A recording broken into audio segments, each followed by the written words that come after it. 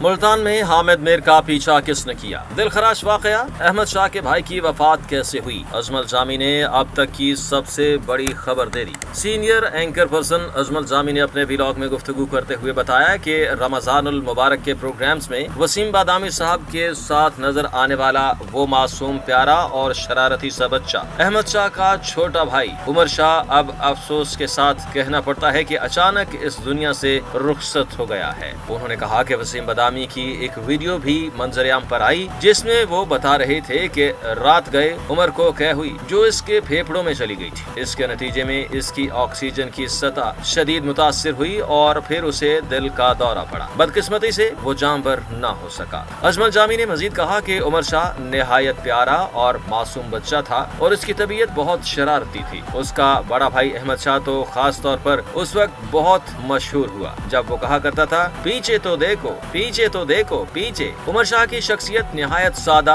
मासूम और महफिल की जान थी। उसके जाने से जैसे रौनक ही खत्म हो गई हो। पूरे पाकिस्तान ने इस दिलखराश खबर पर गहरे रंजो गम का इजहार किया। एक नन्हा सा फरिश्ता हम सबको हमेशा के लिए छोड़कर चला गया। Senior anchor person Ajmal Jami ने अपने व्लॉग में मजीद गुफ्तगू करते हुए बताया कि सीनियर सहाफी हामिद मीर ने अपने कॉलम में जिक्र किया कि हुकूमत जनूबी पंजाब के सैलाब ज़दा इलाकों के दौरे कर रही है और मुख्तलिफ प्रोग्राम्स भी तरतीब दिए जा रहे हैं। हमारे कई सीनियर सहाफी दोस्त भी वहां गए, जैसे कि हम खुद सतलुज की तरफ गए थे कवरेज के लिए। हामिद मीर ने बताया कि वो सुबह सवेरे सैलाब मुतासरा इलाकों की रिपोर्टिंग के लिए निकलते थे। एक मरतबा उन्हें महसूस हुआ कि कोई उनका पीछा कर रहा है। बाद में मालूम हुआ कि वो कुछ सरकारी एहलकार थे जो ये रिपोर्ट तैयार कर रहे थे कि हामिद मीर और दीगर मीडिया नुमाइंदगान कहाँ जा रहे हैं। अक्सर ऐसा होता कि सहाफियों के पहुंचने से पहले ही अफसरान और सरकारी टिकटॉकर्स वहां पर मौजूद होते और ऐसे वीडियोस बनने लगती जैसे रिलीफ और रेस्क्यू का काम भरपूर तरीके से हो रहा।